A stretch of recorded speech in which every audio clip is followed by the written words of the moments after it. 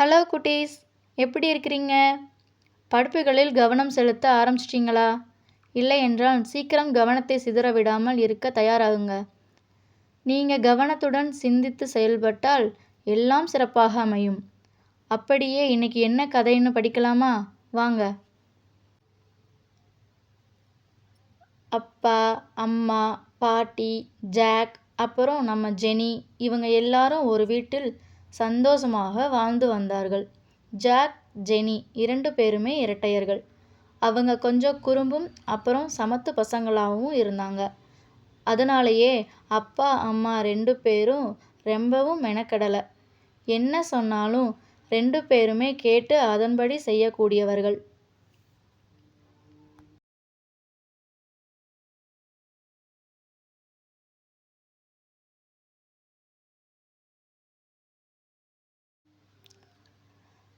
School போயிட்டு வந்து வெளியே விளையாடுவதை வழக்கமாக வைத்திருந்தார்கள். அதன் பிறகு வீட்டில் சின்ன சின்ன உதவிகள், படிப்பு என சரியாக நேரத்தை பயன்படுத்தி கொண்டார்கள். பாட்டி கொஞ்சம் வயதானவர்கள். அவங்களால படிக்கட்டு எல்லாம் ஏறி எந்த வேலையும் செய்ய முடியாது. அதனால் அம்மா தான் அவர்களுக்கான உதவிகளை செஞ்சாங்க. அப்பா தினமும் அலுவலகம் போனா வர இரவு ஆகிவிடும்.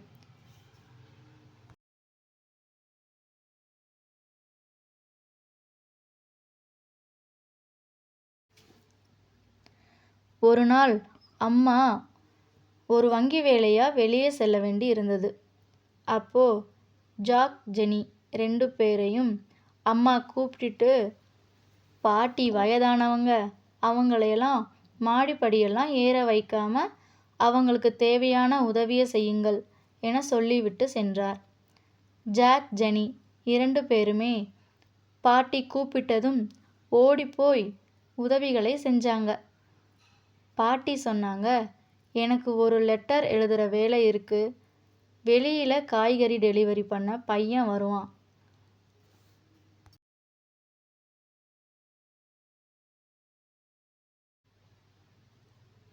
அவன் வந்ததும் நான் கூப்பிட்டேன்னு சொல்லுங்க. அவனை கவனிக்கலை அப்படின்னா அவன் போய்விடுவான். அதனால் வாசலிலே கொஞ்சம் கவனமாக பாருங்க என்றார். இருவரும் பல மணி நேரமாக வாசலிலேயே வெறுக்க வெறுக்க பார்த்தார்கள். யாரும் வந்த மாதிரி இல்லை. பாட்டியே அவர்களை கூப்பிட்டு, என்னை மன்னிச்சிடுங்க, இன்னைக்கு அவன் வரக்கூடிய நாள் இல்லை போல என சொன்னார். எனக்கு இந்த லெட்டரை கண்டிப்பாக இன்னைக்கு போஸ்ட் பாக்ஸில் போடணும். என்ன பண்ண என கேட்டார். ஐயோ பாட்டி, ரெட் கலர் பெட்டியா? அது ரொம்ப உயரத்தில் இருக்கே, எப்படி போட முடியும் என்றான். ஜெனியும் ஆமாம் பாட்டி என சொல்ல பாட்டி சோகமானார். அவரது முகம் வாடியது. இருவருக்குமே பிடிக்கவில்லை. பாட்டி, அப்பா வந்ததும் போடலாமா என ஜாக் கேட்க, அவன் வந்தாலும் நாளைக்கு தானே போட முடியும் என்றார். இப்போ என்ன பண்ணுவது என யோசிக்க எந்த ஒரு ஐடியாவும் கிடைக்கவில்லை. பாட்டி முகம் வாடியது. ஜாக் ஜெனியிடம் வா விளையாடலாம் என்று சொல்ல பாட்டி கடிதத்தை டேபிள் மேலே வைத்து சென்றார். ஆனால் அவரின் சோகமான முகம் ஜெனியை விளையாட விடவில்லை. அவள் சிந்தித்து கொண்டே இருக்க ஒரு ஐடியா கிடைத்தது.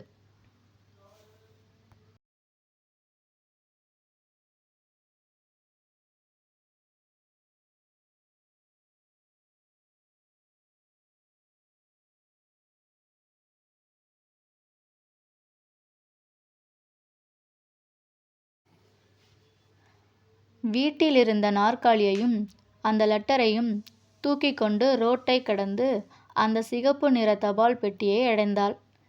நாற்காலியை பாதுகாப்பாக அதில் அருகில் போட்டுவிட்டு அதன் மேல் ஏறி கடிதத்தை அந்த பெட்டியில் போட்டாள். அப்போதுதான் அவளுக்கு சந்தோஷமாக இருந்தது. ஜெனி வீட்டிற்கு திரும்பவும் பாட்டி லெட்டரை தேடவும் சரியாக இருந்தது. நாற்காலியை எடுத்துக்கொண்டு எங்கே சென்றாய்? என் லெட்டர் எங்கே என கேட்க, அதை போஸ்ட் செய்து விட்டேன் என்றாள் ஜெனி. எப்படி இப்படி ஒரு எண்ணம் வந்தது என பாட்டி கேட்க, அதுவா, நானும் ஜாக்கும் அம்மா செல்ஃப் மேலே ஒளித்து வைத்திருக்கும் தின்பண்டங்களை இதன் மேல் ஏறி நின்றுதான் எடுப்போம். அப்போ நாங்கள் ரொம்ப உயரமாக தெரிவோம். உங்கள் லெட்டரை அப்படிதான் உயரமாக்கி போஸ்ட் செய்தேன் என்றாள். பாட்டி அவளை கட்டி பிடித்து உம்மா கொடுத்தார். ஜாக்கை அழைத்து அவள் யோசித்து செயல்பட்டதை பாட்டி சொல்ல, அவன் சாரி பாட்டி, நான் யோசிக்கவில்லை என்றான். அதற்கு பாட்டி, ஒரு வேலையை கவனமாக செய்தால் அதை எப்படி முடிக்கலாம் என பல எண்ணங்கள் தோன்றும் என்றார். அவனும் சரி பாட்டி என்றான். குட்டீஸ், இவங்க 2 பேரில் நீங்கள் யாராக இருக்க போறீங்க என சிந்தியுங்கள்.